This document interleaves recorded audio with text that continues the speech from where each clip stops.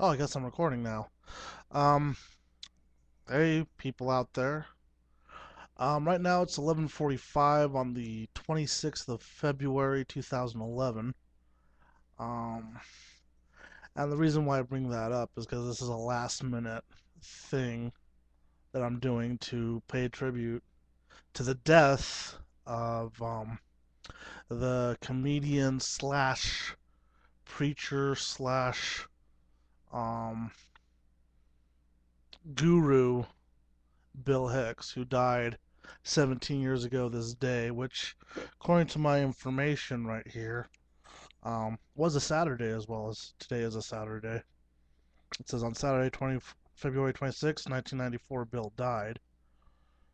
Um, and I thought I was planning on doing something more and using his bits like I did for his birthday, but I'm not really, I haven't been really into planning things and doing anything like that, so I just thought I'd do this as a regular vlog. So if any of you were wondering what Mr. Zero looks like without his getup on, this is unfortunately what I deal with. I think I'll start off by saying how I got into Bill Hicks, and that was back in around 2001 or 2002. I was breaking up from the punk rock band I was in, and we were into various forms of music. We played punk metal, but we would experiment a little bit about with that. And one of the bands that each of us as members liked was Tool. And as the band was breaking up, I hadn't talked to the lead guitarist in a while. He and I sat and had a chat, and he told me he was researching stuff on the band Tool, and he told me that the album Enema was all about Bill Hicks. And he said Bill Hicks was a comedian, and he had this really political stuff. And he basically was like giving me like you should get into this guy. And so I went to the record store and I was picked up Rant and E Minor because that's the one that he suggested to me. And I'd always go and pick through them and like look at the names that are recommending, hey, this is a good CD, buy it. John Cleese is on one album, Henry Rollins is on another album, saying, listen to this, this is good stuff. And um, I gotta say, Rant and E Minor, like from the very beginning, right when he's talking about shooting Billy Ray Cyrus in the head as a TV show. He had me right there. It was like, yeah, this is good stuff. This is funny stuff. Um, but it was more than just funny. It was at times it wasn't even funny anymore. It was just like right on. It was like listening to a speech and you're just like, yeah, I'm right with you. In fact, I've been slowly getting my wife into this stuff, into Bill Hicks' stuff, and I was watching his video that you can go out and buy if you haven't heard of him. Bill Hicks, satirist, social critic, stand-up comedian live. Be sure to go out and buy this. Um, and she was overhearing it, and she says, "He's not a comedian.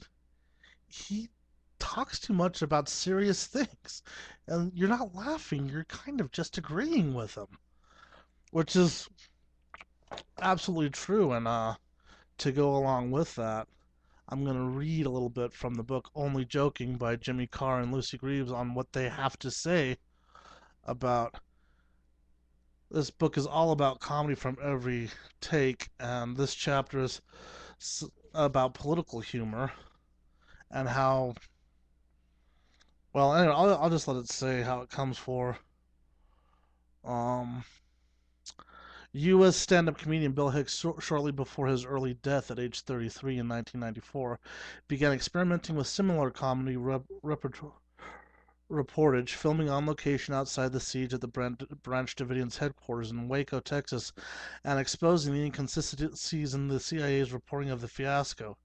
Hicks was vehemently opposed to the use of comedy as a narcotic. In return to Wolford's analogy, if comedy is an escape from anything, it is an escape from illusions, he wrote. The comic reminds us of our true reality, and in that moment of recognition we laugh, and the reality of the daily grind is shown for what it is: unreal, a joke. The audience is relieved to know that they're not alone in thinking this bullshit we see and hear all day makes no sense. Surely I'm not the only one who thinks so. Good comedy helps people know they're not alone. Um, and it continues a little bit more, if I can find it, about Bill Hicks. Bill Hicks was one of the most celebrated, in the UK at least, recent exponents of loud, impassioned political stand-up. When Hicks got it right, when he resisted the cheap shock tactics and hit his evangelical peak, it was awesome. By allowing you to glimpse the depth of his heartfelt rage, he added real texture to his jokes. But the truth is that even Hicks missed his mark a lot of the time, resulting in an act that was neither funny nor moving. Most comedians can't handle the heavy stuff, and why should they be expected to? They're comedians, for goodness sake.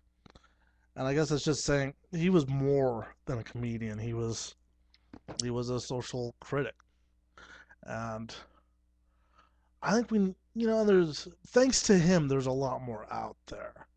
I mean, George Carlin was also doing the same thing, and now he's gone. But I mean, a lot of people sit there and point at Dennis Leary and say he was still stealing Bill Hicks's stuff, and he probably was. But at least he's out there doing the same, trying to do the same thing, even if it's not nearly as good. Um, Listening to Dennis Leary's Lock and Load, which is like an industrial comedy song about the Catholic Church, that was brilliant work. And I mean, if he had to steal from Bill Hicks just to be able to practice to be good enough to do that, then good for him, and good for Bill Hicks for never really seriously busting his chops over it. At any rate, so I guess my point is that in today's political climate and the things that we have to deal with, it's sad that we don't have another Bill Hicks that's making big noise about the terrible things that are going on in this country. And I just wish that there was someone with as good a vision as he had that had the courage to stand up and say these things and wasn't afraid of what people that disagreed with him would say. The man was never concerned, it seemed to be, with getting famous as it was to telling his truth. It was an art form to him. Most people don't even consider comedy art, but he considered himself an artist when it came to his comedy. And he was about truth, and yeah, I wish more comedians could be.